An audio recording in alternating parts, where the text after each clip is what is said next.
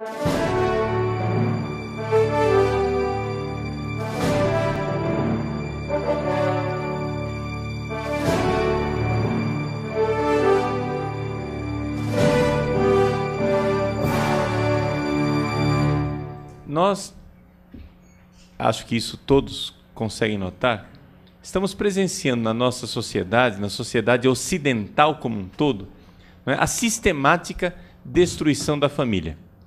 Agora, o fato é que isso é apresentado para nós como sendo uma realidade automática. Ah, porque são os tempos modernos, não é? Tudo isso acontece automaticamente, assim como uma banana verde um dia vira uma banana madura, né? A sociedade também está amadurecendo, então por isso nós não precisamos mais desse conceito obsoleto, deste conceito retrógrado de família. Existem várias conceituações de famílias, vários tipos de família, é isso que nós ouvimos martelando nos nossos ouvidos há muito tempo, desde o cinema, como por exemplo na década de 80, quando nós fomos aos cinemas assistir Kramer versus Kramer, está lá aquela antífona, aquele refrão martelando, né? Existem vários tipos de família. As famílias não precisam ser como as famílias tradicionais. Na verdade, o que está sendo feito é uma reengenharia da família. Uma reengenharia de tal forma que a família precisa ser sistematicamente destruída. Não se trata de uma realidade automática dos tempos modernos, mas uma realidade que tem estratégia, objetivo bem definido e agentes claramente identificáveis. Você vai dizer, lá vem mais um cristão fundamentalista, teórico da conspiração, não é? Então, muito bem, vamos então matar a cobra e mostrar o pau, já que é questão de acusação de teórico da conspiração, vamos mostrar, não é, como é que são as coisas.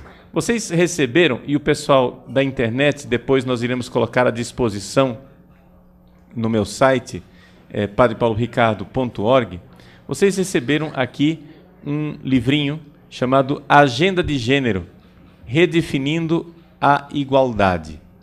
Trata-se de um resumo de um livro maior, escrito por esta autora, Dale O'Leary.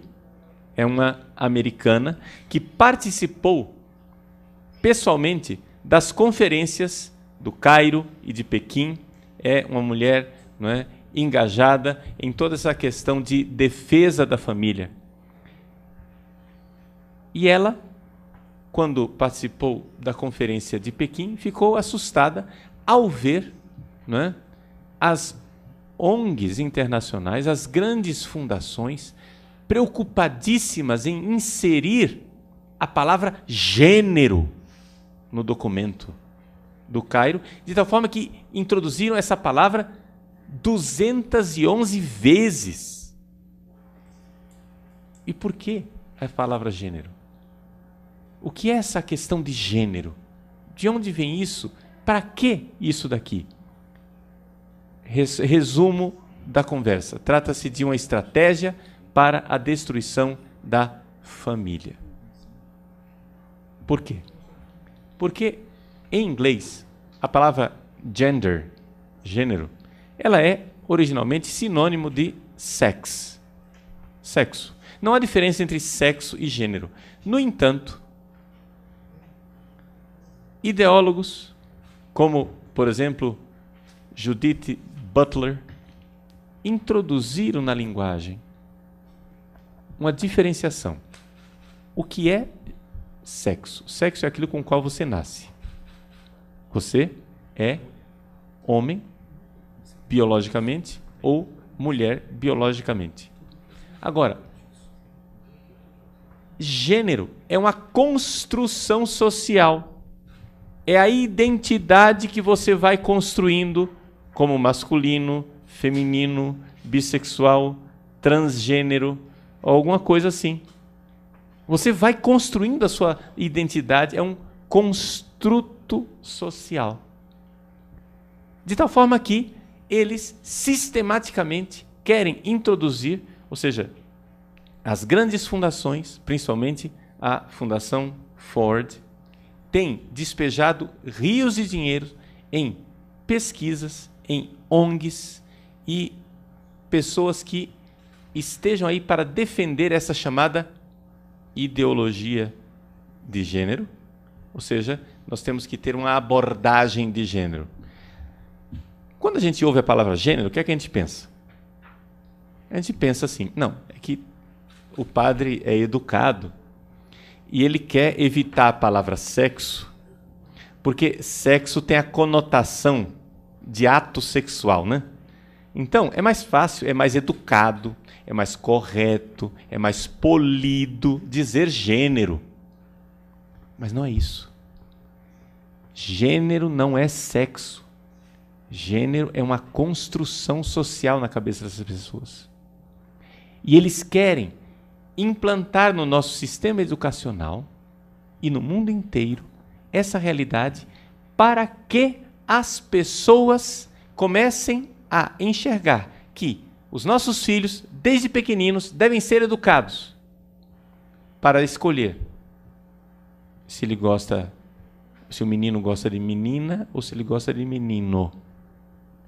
Qual é a identidade dele? Ou se ele gosta dos dois? Ou como é a sexualidade?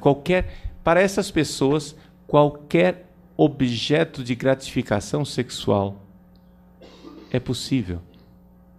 Eles querem, em última análise, formar uma sociedade sexualmente maleável. A palavra bissexual é até meio ultrapassada. Dá para dizer bissexual, mas na verdade sexualmente versátil seria mais adequado. Ou seja, a pessoa é sexualmente versátil. Hoje ela acorda dizendo, não, hoje eu quero ter relações com mulher. Amanhã o sujeito acorda dizendo, hoje eu estou meio gay, né? Eu vou ter relação com homem. E depois de amanhã ele acorda e diz, não, eu quero ter relações com um animal. E ele escolhe como objeto de gratificação sexual um hipopótamo, sei lá o quê. Né? E ele faz o que ele quiser.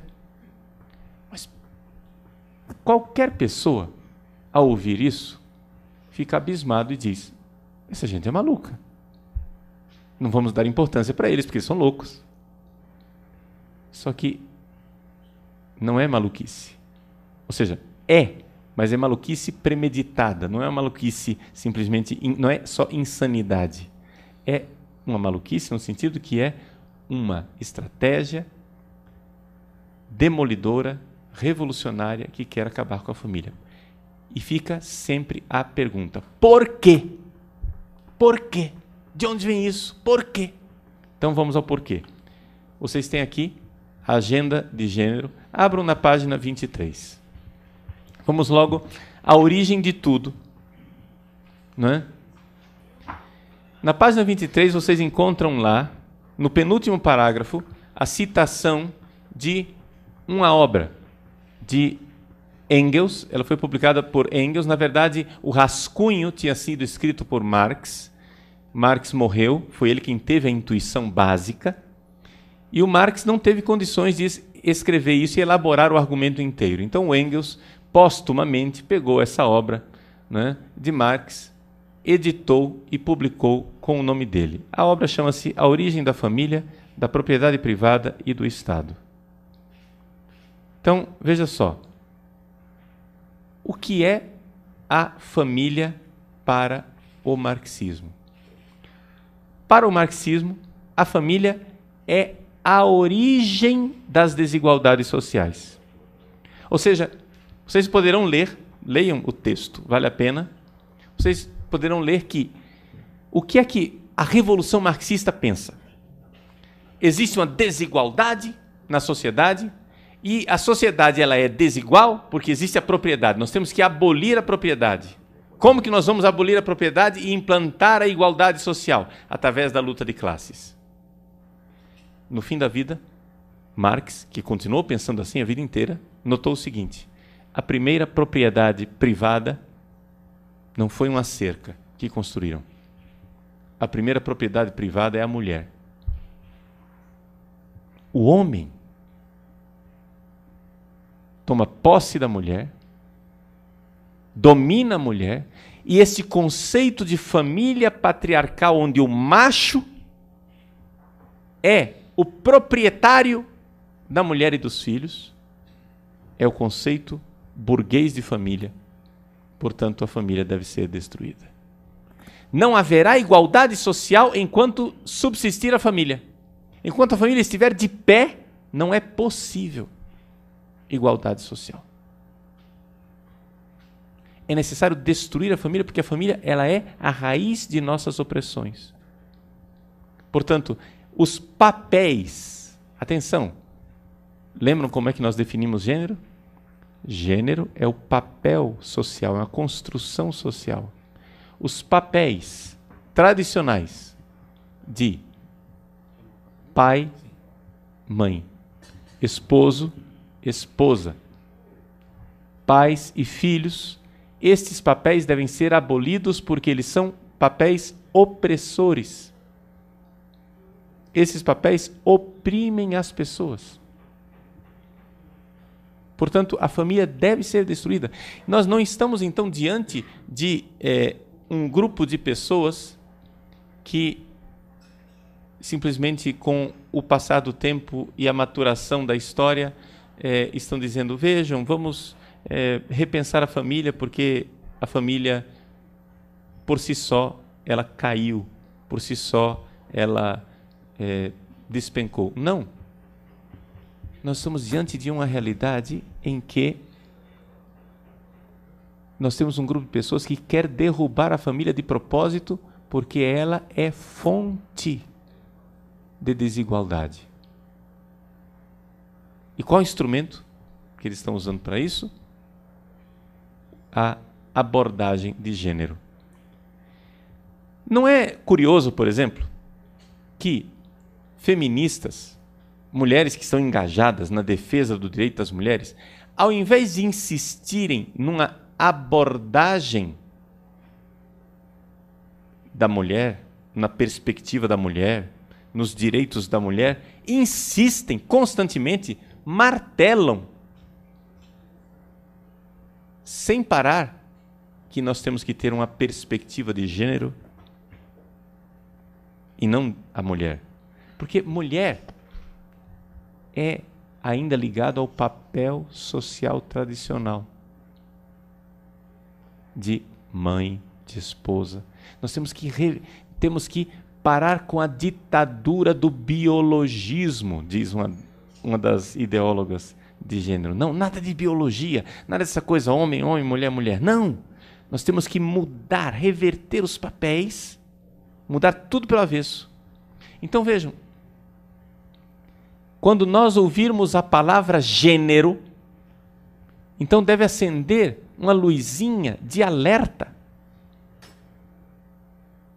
Vocês têm, nesse livro aqui, esse resumo, né, da Dale O'Leary, nesse resuminho aqui de 40 páginas, né, são 20 páginas A4. 40 páginas você tem um resumo de toda a história recente de como é que sistematicamente as fundações internacionais e as ONGs estão usando a ONU para impor aos países essa agenda destruidora, essa realidade que quer destruir a família. Você chega e diz assim, mas padre, eles não vão conseguir. Eles não vão fazer isso. Imagina, a família é sólida, a sociedade vai se opor a isso. Meus senhores, eles são inteligentes, eles têm estratégia. Eles escolheram, por exemplo, um país como sendo um tubo de ensaio, um balão de ensaio que eles lançaram. Esse país é a Suécia. Na década de 60, os socialistas, é um ramo do marxismo que pensa que a revolução não vai ser pelas armas, mas vai ser pela batalha cultural. Os socialistas na Suécia já elaboraram todo um plano pedagógico de como é que nós iríamos levar a sociedade a uma sociedade igualitária através da destruição da família. Se vocês forem ver e estudar, olhem na internet, comprem os livros de um casal, né, de socialistas. O sobrenome deles é Myrdal, com Y. Esse casal de pedagogos, eles lançaram na década de 60 um livro, né, A Caminho da Igualdade, onde eles falam com toda clareza que é necessário educar as crianças e pegar as crianças na mais tenra infância para moldá-las conforme o novo parâmetro de gênero. Ou seja, de pessoas versáteis sexualmente. Então, na Suécia, o primeiro passo que foi dado nessa direção foi tirar as crianças das famílias o mais cedo possível. Por quê? Porque as crianças, quando elas chegam nas escolas aos 7 anos de idade, já é tarde demais. Elas já têm uma identidade sexual. Elas já aprenderam o que é menino e o que é menina. Com 7 anos de idade, o menino já não quer mais usar cor-de-rosa. A menina, né, ela claramente já fez a sua opção, né, pela sua feminilidade. Ela já montou a sua identidade. Então, se nós queremos montar a identidade das crianças de forma versátil, nós precisamos pegá-los o quanto antes, ou seja, desde o primeiro ano de idade, e dar a essas crianças escola integral.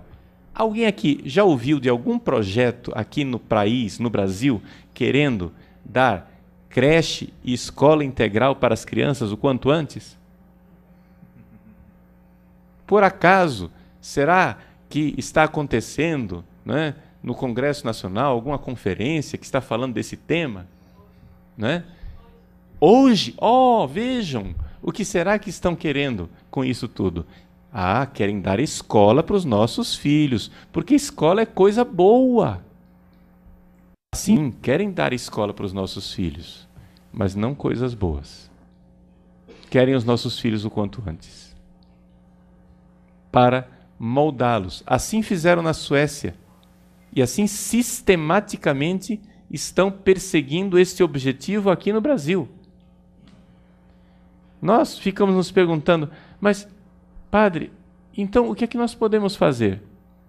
Bom, a primeira coisa é que nós temos que parar, né, e deixar de lado essa identidade de avestruz que coloca a cabeça num buraco e faz de conta que o problema não existe, então ele vai passar, né? Se eu não enxergar o problema, ele passa. É impressionante como o nosso país está anestesiado. É impressionante como a maioria esmagadora dos brasileiros crê na família, mas nós preferimos acreditar no conto da carochinha de que não tem ninguém querendo destruir a família. E que simplesmente são consequências do mundo atual. E não vamos fazer nada. Porque nós não queremos sair da nossa zona de conforto. Nós não queremos sair do nosso comodismo burguês. Meus queridos, estas pessoas dedicaram a vida delas para esse projeto de destruição da família. Eles empenharam tudo. O seu próprio projeto de vida. Essas pessoas deixaram de constituir família porque querem destruir as famílias. Essas pessoas deixaram de seguir suas carreiras para inventar uma carreira que ajude o projeto de destruir família. Essas pessoas se dedicam constantemente a isto. Agora, nós que cremos na família, nós, povo brasileiro, que cremos na família, o que iremos fazer? Bom, a primeira coisa, vamos lembrar o seguinte, nós estamos numa sociedade democrática. Dentro de uma sociedade democrática, é aceitável que as pessoas queiram destruir a família? Teoricamente, sim. Se o povo brasileiro quiser destruir a família, muito bem, o povo brasileiro é soberano, o povo brasileiro destrói a família. Problema. O que não é honesto numa democracia é um grupo minoritário fazer isto, sem revelar ao povo o que está fazendo, sem dizer ao povo o que está fazendo. Eles dedicaram suas vidas a isso, e estão fazendo isto, e estão seguindo o seu itinerário, não como um navio à vista de todos, mas como um submarino, debaixo d'água, não é? De forma subreptícia. Eles estão indo e estão fazendo sistematicamente. De tal forma que existem, o professor Felipe Neri vai apresentar isso, existem inúmeros projetos de lei que estão introduzindo no sistema jurídico do Brasil ao gênero, não discriminação do gênero. Essa palavra gênero, ela, sem saber o que estão aprovando, porque quando leem a palavra gênero, eles entendem o quê? Sexo. Homem e mulher. Quando a palavra gênero é uma ideologia onde o ser humano é uma massinha de modelar. Leiam os livros, para que você veja. E não se nasce mulher, mulher a pessoa se torna. Você precisa ler os livros da Sula toda clareza. Não adianta nada vocês marxistas quererem igualdade na sociedade e depois tratarem suas mulheres. Já a mulher dona de casa, a esposa, é como um escravo que presta o serviço, mas não recebe o salário. Portanto, para esses senhores, uma prostituta está, em termos de dignidade humana, hierarquicamente mais elevada. Ela é mais nobre do que uma esposa. Que essas pessoas pensem isso, nós as respeitamos. Ninguém quer colocar a Sulamita Firestone já morta, mas quando ela estava viva, ninguém quis, por isso, colocá-la na cadeia. Eu estou propondo. Não estou fazendo um discurso de intolerância. Eu estou fazendo um discurso democrático. E dentro do jogo da democracia, quando você vai fazer uma coisa, você tem que avisar o que você vai fazer. Porque o povo precisa saber. Não estou aqui como católico, eu estou aqui como brasileiro. Brasinhos, resolver isso daqui. Que número de telefone que eu ligo? Ah, basta uma ligação. Energias, nossas forças, nossos projetos, nossas carreiras. Ou que nós colocamos tudo o que nós somos e temos nesse projeto. Ou então, esses loucos e acelerados irão obter aquilo que eles intentam. Porque ninguém irá detê-los. Ninguém. Eu tenho os meus fiéis. Eu tenho mais o que fazer da vida do que vir aqui em Brasília e dedicar minha vida a estudar graça dessa. Não é? Eu tenho mais o que fazer da vida. Ninguém escolheu o tempo em que iria nascer. Se nós nascemos nesses tempos dramáticos, Deus pedirá de nós satisfação de como é que nós utilizamos o tempo que nos foi dado. Interrompamos nossos projetos de vida. Tenhamos essa coragem. Senão, a família não será salva. E esse patrimônio extraordinário da humanidade e da civilização irá sucumbir. Muito obrigado.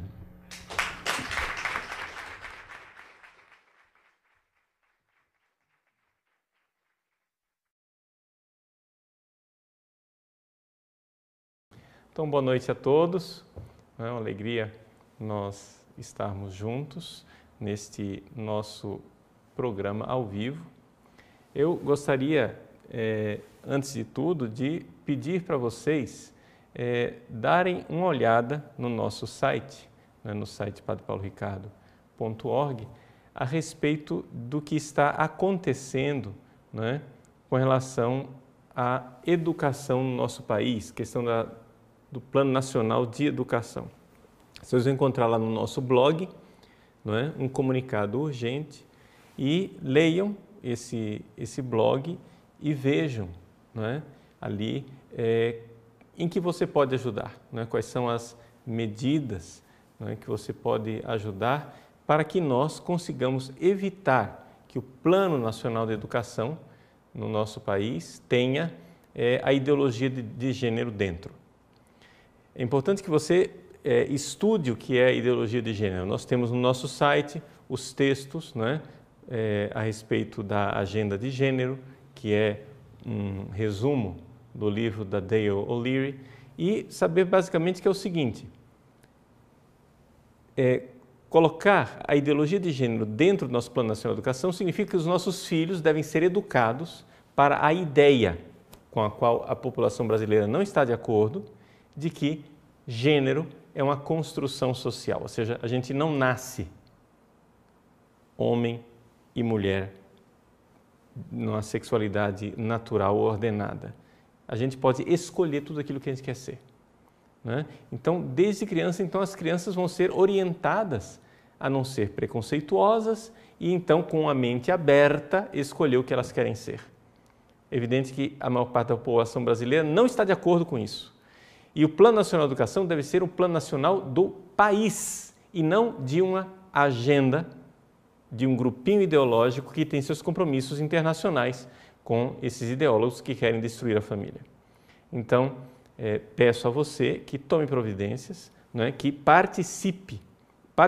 Por quê? Porque o Plano Nacional de Educação é algo que irá reger o estudo dos seus filhos por 10 anos. Isso quer dizer que, se isso passar agora, os seus filhos irão viver esse Plano Nacional de Educação até que eles estejam já na universidade, né? Se eles entrarem na escola hoje, eles irão viver debaixo desse Plano Nacional de Educação até que cheguem à universidade, praticamente. Ou seja, às portas da universidade. Nós não podemos aceitar isso, porque essa não é a visão. Nós somos uma democracia, não é a visão da sociedade brasileira. Tá bom? E, então, tome providências, telefone para os deputados interessados, mande e-mails, mas não somente isso. Você estude antes e telefone mostrando que você sabe do que se trata. Nós precisamos da sua colaboração urgente. Então, faça isto.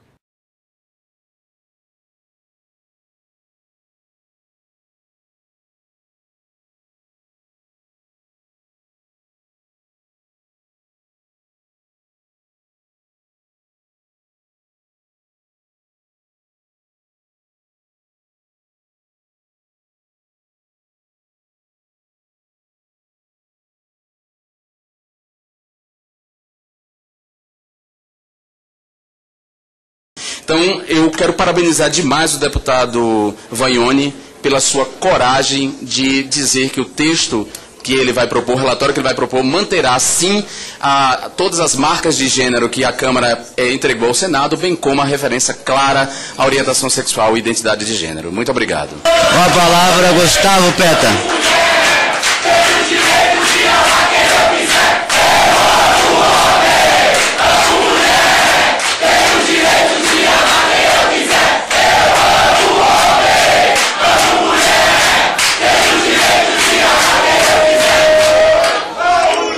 Gustavo. Presidente.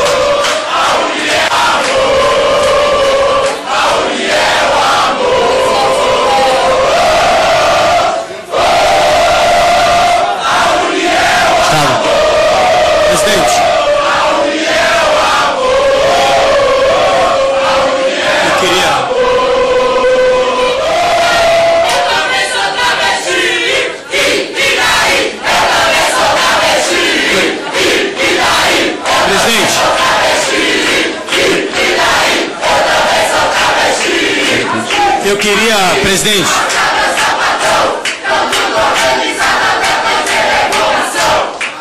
Gustavo. Presidente, queria.